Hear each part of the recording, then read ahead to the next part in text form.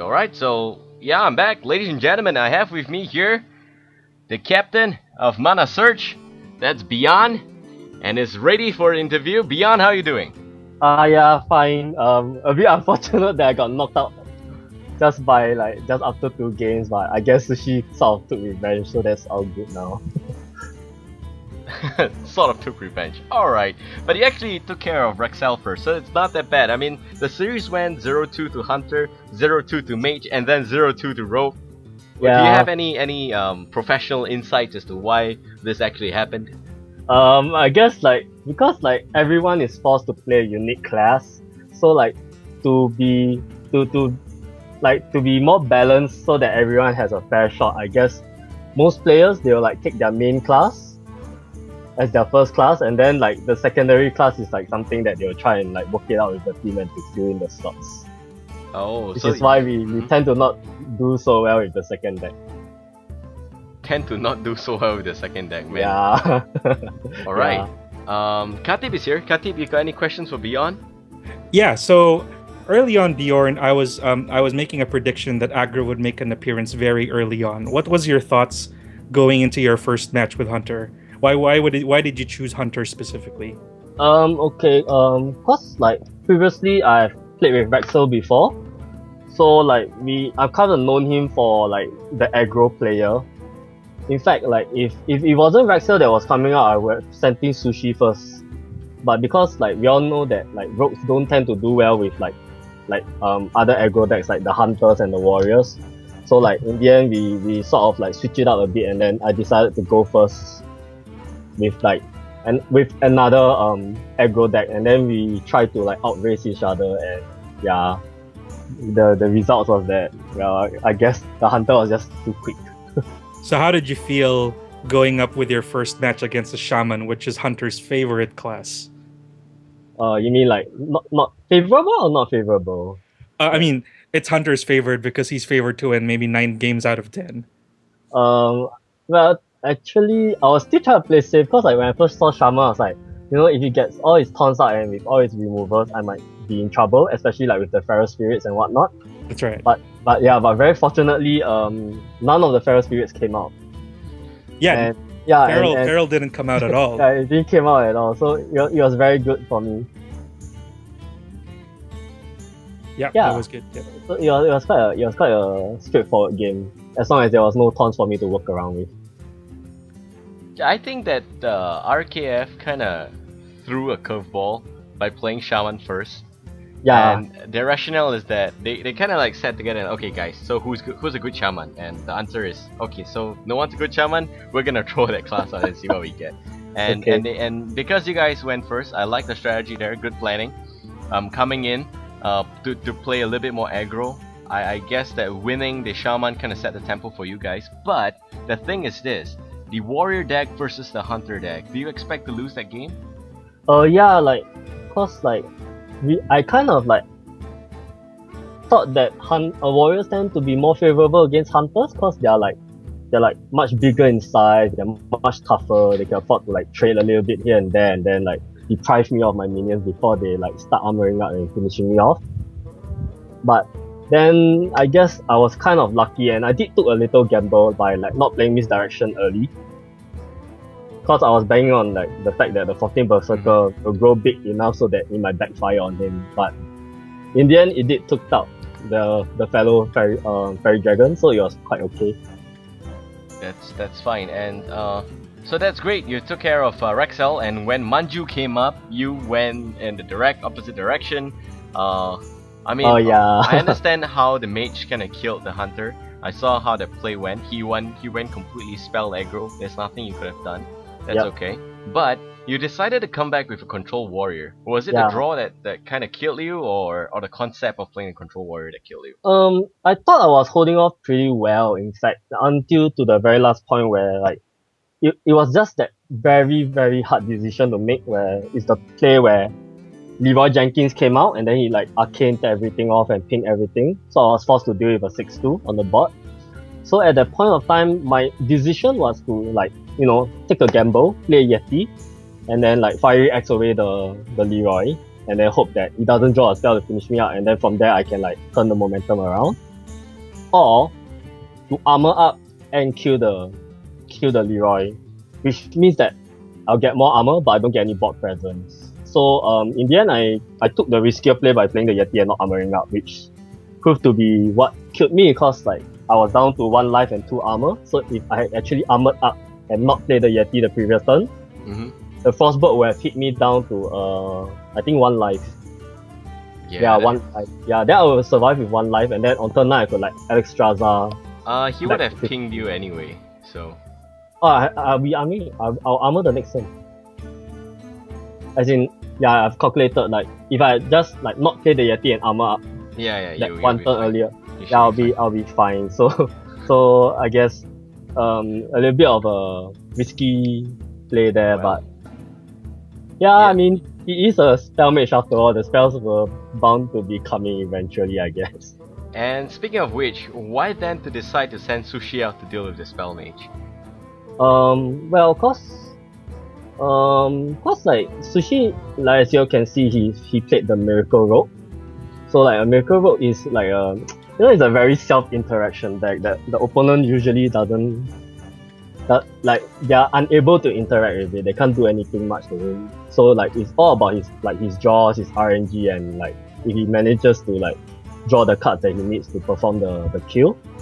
So with the aggro decks, they were out due to like me knocking out Rexel with like, so like 2 of the main aggro decks are gone already, which is the Hunter and the Warrior, and Warlock got banned. So no, actually the Hunter is still alive. Oh yeah, the Hunter's alive, sorry. Yeah, I mean all we are left with the Hunter, so we are just keeping our fingers crossed that it wasn't the Hunter, but then again, rogues can race quite well with the Hunter also. Yeah. So we just decided to like pray to RNGs and like, Sushi has been doing so well with the Miracle Rogue. I mean like from his performance in EHL finals, you can see like how he managed to like just take so many games away with the Miracle Rogue. So we decided to like, why not just send him in, take down as many as he can with his godly RNG, and then with that, we narrow down the amount of classes that they have, and then we can strategize and plan better. Alright, so that's it. Kati, before I ask my next question, you got any question here for Beyond? No, I was just about to agree. I was telling Babel earlier that this is my first time to see this Miracle Rogue in action, and I was really impressed with how he turned it around, especially in that second game. It was a pretty fantastic turn of events with using Gadget Sand Auctioneer and getting lucky that Manju used the polymorph on it so that it couldn't stop Van Cleef coming out next turn and just wrecking everything. So that was very, very fortunate in his part also.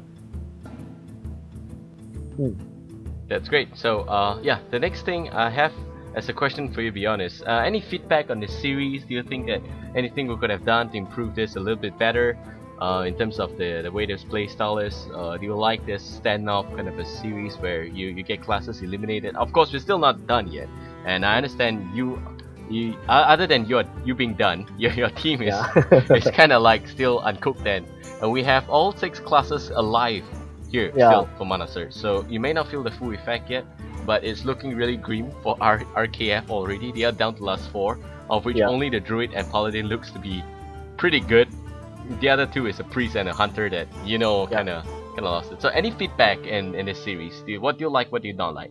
I kind of find this format very interesting because first off, like everyone has to work together, plan out like what classes they each have to take for themselves, and then like it's also like a very good opportunity for us to like try out like different decks that we don't normally play. Like I don't normally play Hunter, and here I am playing Hunter like for one of the very few times.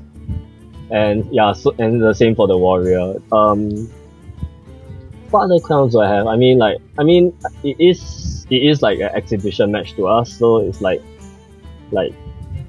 as we all know that Cycle 2 for EHL is not yet out, so it's a little bit restrictive on some of our members because they are going to appear in EHL and they are like trying not to like review whatever that they are going to play for the upcoming cycle. So we had to make a little bit of adjustments so not to review their bag of tricks. I see. Yeah, I see. yeah, then apart from that, it's a pretty interesting format. The whole unlimited sideboard can be very interesting also, cause it's like, you're stuck to the same class, but you can totally change it into a different deck. Like, let's say if I'm playing a Warlock, I could be like going aggro lock for the first game, and then like the subsequent game I can like just throw my opponent off by going hand lock and stuff like that. Alright. Yeah. The next question I have for you is, would you agree that this setting kind of tests the synergy between a team in the aspect where it's better to have some members, or rather some players focused on aggro? Like if you have got Dariku by your side right now, he will be the hunter, and you'll be playing something else. So maybe does it actually force teams to recruit players of different types in genre, like maybe having one control, having one shaman? You have Carol for shaman. Yeah. You got Allura for Druid, but Druid's out, so Allura probably is going to be a paladin. You got Sushi for rogue, so stuff like that. Do you think that it's good to have players of different class rather than one? I mean, it is very, very refreshing. Like, but generally, like when as a player, you would want to know how to play like both aggro and control, or even mid range, cause that way, like you're more flexible. You have a better skill set. You know how the deck works. Cause sometimes just by observing, you might not fully understand the deck, but you have to actually play it to know it better. So Bjorn, one last question for me. Yeah.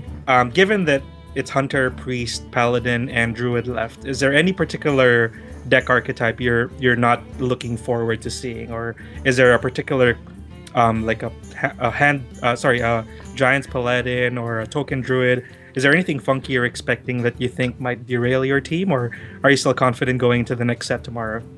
Well, as long as Sushi is going well with RNG with his rogue, we could probably like take down most of the decks. The only concern that we are more worried about is probably the Druid deck and maybe the Paladin, because like Druid is just so consistent and Paladin is like pretty good in like holding off and healing out and dragging into the late game, which is not very favorable for some of the decks. But we didn't expect any Druids so early, cause Druids, they tend to not do very well sometimes against like the aggro deck, so maybe they are like trying to reserve it for a later game where like more classes are eliminated so that they can strategize better. Yeah, I agree. Alright, great. So that summarizes this interview here. Thank you, Beyond. Any shout out on your end before we end this interview and stream? Okay, shout out to, of course, team members from ManaSurge. Well, for the members that are not taking part, I do hope that I can get them involved in the next time when they are more free. Shout out to Sushi for that incredible RNG, like ending the 2 games so quickly. Shout out to EpicGamingTelevision for like hosting this event, and also shout out to RKF for like posing the challenge. All right, great. Yeah. So that's all I have for you. Thank you, Beyond. And all right, that's it, guys.